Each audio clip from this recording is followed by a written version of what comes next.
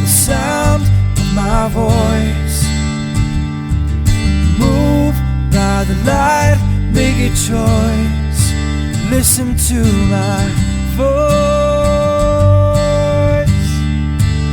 I got something to say. This is your Resolve to Read daily reading. It's April 6th, and we're reading from 2 Samuel and 1 Chronicles.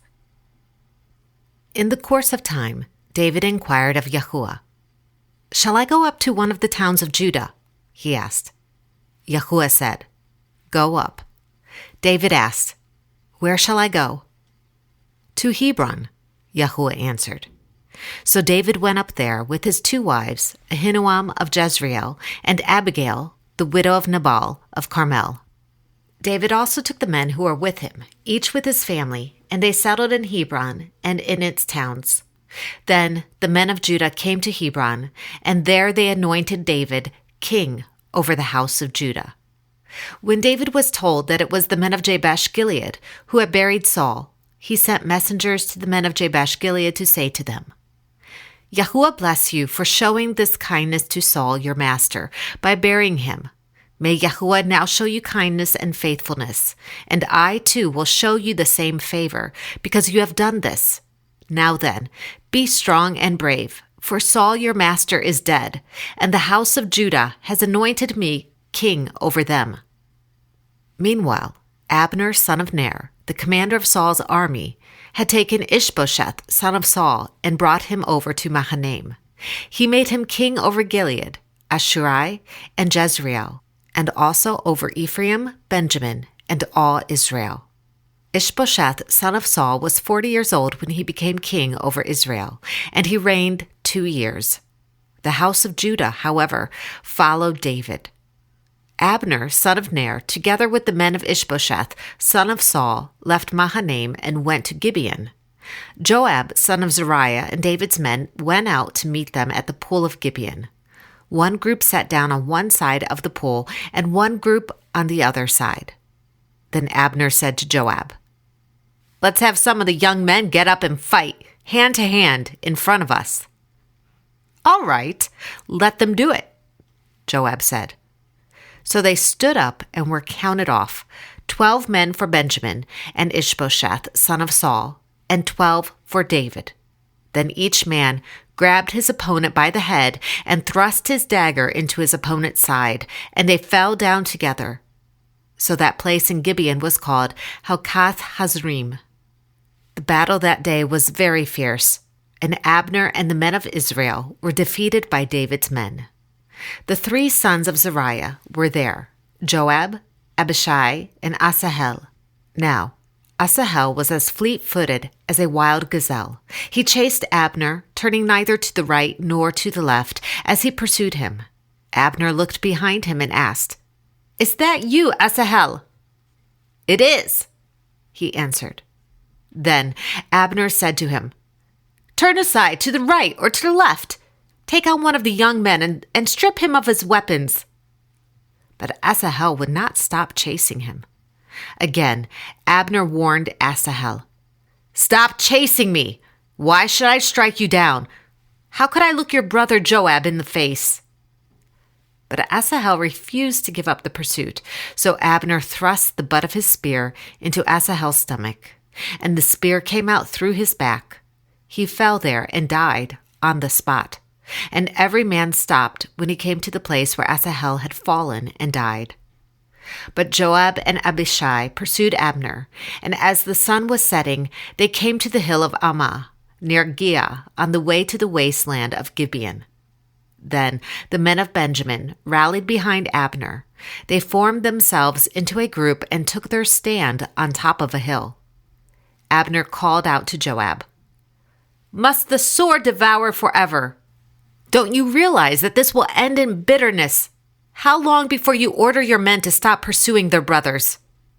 Joab answered, "As surely as God lives, if you had not spoken, the men would have continued the pursuit of their brothers until morning."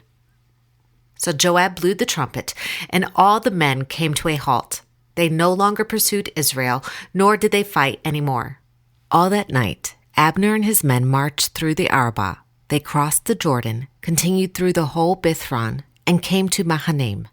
Then Joab returned from pursuing Abner and assembled all his men. Besides Asahel, 19 of David's men were found missing, but David's men had killed 360 Benjamites who were with Abner. Joab took Asahel and buried him in his father's tomb at Bethlehem. Then Joab and his men marched all night and arrived at Hebron by daybreak. The war between the house of Saul and the house of David lasted a long time. David grew stronger and stronger, while the house of Saul grew weaker and weaker. Sons were born to David in Hebron. His firstborn was Amnon, the son of Ahinoam of Jezreel. His second, Chileab, the son of Abigail, the widow of Nabal of Carmel. The third, Absalom, the son of Maacah, daughter of Talmai, king of Geshur. The fourth, Adonijah, the son of Haggith. The fifth, Shephatiah, the son of Abital. And the sixth, Ithream, the son of David's wife, Eglah. These were born to David in Hebron. During the war between the house of Saul and the house of David, Abner had been strengthening his own position in the house of Saul. Now Saul had a concubine named Rizpah, daughter of Aiah. And Ishbosheth said to Abner, "Why do you sleep with my father's concubine?" Abner was very angry because of what Ishbosheth said, and he answered, "Am I a dog's head? On Judah's side? To this very day I am loyal to the house of your father Saul and to his family and friends. I haven't handed you over to David, yet now you accuse me of an offense involving this woman. May God deal with Abner, be it ever so severely, if I do not do for David what Yahuwah promised him on oath, and transfer the kingdom from the house of Saul, and establish David's throne over Israel and Judah, from Dan to Beersheba." Ishbosheth did not dare to say another word to Abner, because he was afraid of him. Then Abner sent messengers on his behalf to say to David, "Whose land is it? Make an agreement with me, and I will help you bring all Israel over to you." "Good," said David. "I will make an agreement with you, but I demand one thing of you. Do not come into my presence unless you bring Michal, daughter of Saul, when you come to see me." Then David sent messengers to Ishbosheth, son of Saul, demanding, "Give me my wife Michal, whom I betrothed to myself for the price of 100 Philistine foreskins." So Ishbosheth gave orders and had her taken away from her husband Paltiel, son of Laish. Her husband, however, went with her, weeping behind her all the way to Bahurim. Then Abner said to him, "Go back home." So he went back. Abner conferred with the elders of Israel and said, "For some time you have wanted to make David your king. Now do it. For Yahuwah promised David, 'By my servant David I will rescue my people Israel from the hand of the Philistines and from the hand of all their enemies.'" Abner also spoke to the Benjamites in person. Then he went to Hebron to tell David everything that Israel and the whole house of Benjamin wanted to do. When Abner, who had 20 men with him, came to David at Hebron, David prepared a feast for him and his men. Then Abner said to David, "Let me go at once and assemble all Israel for my lord the king, so that they may make a compact with you, and that you may rule over all that your heart desires." So David sent Abner away, and he went in peace. Just then David's men and Joab returned from a raid and brought with them a great deal of plunder. But Abner was no longer with David in Hebron, because David had sent him away, and he had gone in peace. When Joab and all the soldiers with him arrived, he was told that Abner, son of Ner, had come to the king, and that the king had sent him away, and that he had gone in peace. So Joab went to the king and said, "What have you done? Look, Abner came to you. Why did you let him go? Now he is gone. You know Abner, son of Ner. He came to deceive you and observe your movements and find out everything you are doing." Joab then left David and sent messengers after Abner, and they brought him back from the well of Sirah. But David did not know it. Now, when Abner returned to Hebron, Joab took him aside into the gateway as though to speak with him privately. And there, to avenge the blood of his brother Asahel, Joab stabbed him in the stomach and he died. Later, when David heard about this, he said, I and my kingdom are forever innocent before Yahuwah concerning the blood of Abner, son of Ner. May his blood fall upon the head of Joab and upon all his father's house. May Joab's house never be without someone who has a running sore or leprosy, or who leans on a crutch, or who falls by the sword, or who lacks food. Joab and his brother Abishai murdered Abner because he had killed their brother Asahel in the battle at Gibeon. Then David said to Joab and all the people with him, Tear your clothes and put on sackcloth and walk in mourning in front of Abner. King David himself walked behind the bier. They buried Abner in Hebron, and the king wept aloud at Abner's tomb. All the people wept also. The king sang this lament for Abner.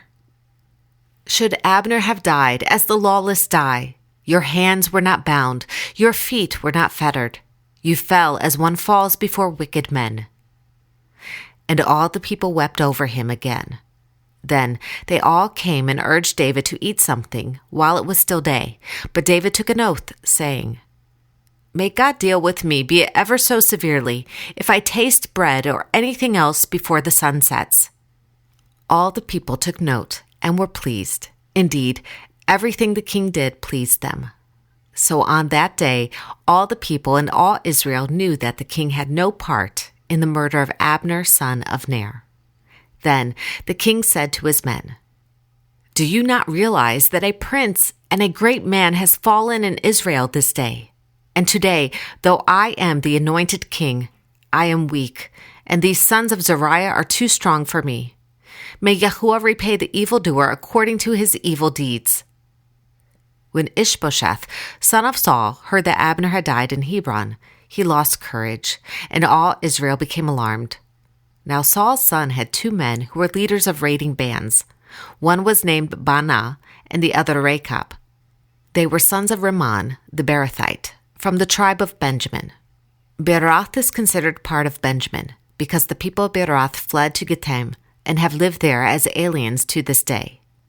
Now Rechab and Baanah, the sons of Rimmon the Beerothite, set out for the house of Ishbosheth, and they arrived there in the heat of the day, while he was taking his noonday rest. They went into the inner part of the house as if to get some wheat, and they stabbed him in the stomach.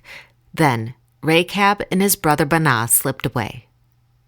They had gone into the house while he was lying on the bed in his bedroom. After they stabbed and killed him, they cut off his head. Taking it with them, they traveled all night by way of the Arabah. They brought the head of Ishbosheth to David at Hebron and said to the king, Here is the head of Ishbosheth, son of Saul, your enemy, who tried to take your life. This day Yahuwah has avenged my lord the king against Saul and his offspring. David answered Rechab and his brother Baanah, the sons of Rimmon the Beerothite, As surely as Yahuwah lives, who has delivered me out of all trouble, when a man told me Saul is dead and thought he was bringing good news, I seized him and put him to death in Ziklag. That was the reward I gave him for his news. How much more when wicked men have killed an innocent man in his own house and on his own bed? Should I not now demand his blood from your hand and rid the earth of you? So David gave an order to his men, and they killed them. They cut off their hands and feet and hung the bodies by the pool in Hebron. But they took the head of Ishbosheth and buried it in Abner's tomb at Hebron. All Israel came together to David at Hebron and said, We are your own flesh and blood. In the past, even while Saul was king, you were the one who led Israel on their military campaigns, and Yahuwah your God said to you, You will shepherd my people Israel, and you will become their ruler. When all the elders of Israel had come to King David at Hebron, he made a compact with them at Hebron before Yahuwah, and they anointed David king over Israel, as Yahuwah had promised through Samuel. David was 30 years old when he became king, and he reigned 40 years. In Hebron, he reigned over Judah 7 years and 6 months.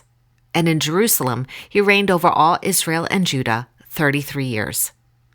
These are the numbers of the men armed for battle who came to David at Hebron to turn Saul's kingdom over to him, as Yahuwah had said. Men of Judah, carrying shield and spear, 6,800 armed for battle. Men of Simeon, warriors ready for battle, 7,100. Men of Levi, 4,600, including Jehoiada, leader of the family of Aaron, with 3,700 men, and Zadok, a brave young warrior, with 22 officers from his family. Men of Benjamin, Saul's kinsmen, 3,000, most of whom had remained loyal to Saul's house until then. Men of Ephraim, brave warriors, famous in their own clans, 20,800. Men of the half-tribe of Manasseh, designated by name to come and make David king, 18,000. Men of Issachar, who understood the times and knew what Israel should do, 200 chiefs with all their relatives under their command. Men of Zebulun, experienced soldiers prepared for battle with every type of weapon, to help David with undivided loyalty, 50,000. Men of Naphtali, 1,000 officers, together with 37,000 men carrying shields and spears. Men of Dan, ready for battle, 28,600. Men of Asher, experienced soldiers prepared for battle, 40,000. And from the east of the Jordan, men of Reuben, Gad, and the half-tribe of Manasseh, armed with every type of weapon, 120,000. All these were fighting men who volunteered to serve in the ranks.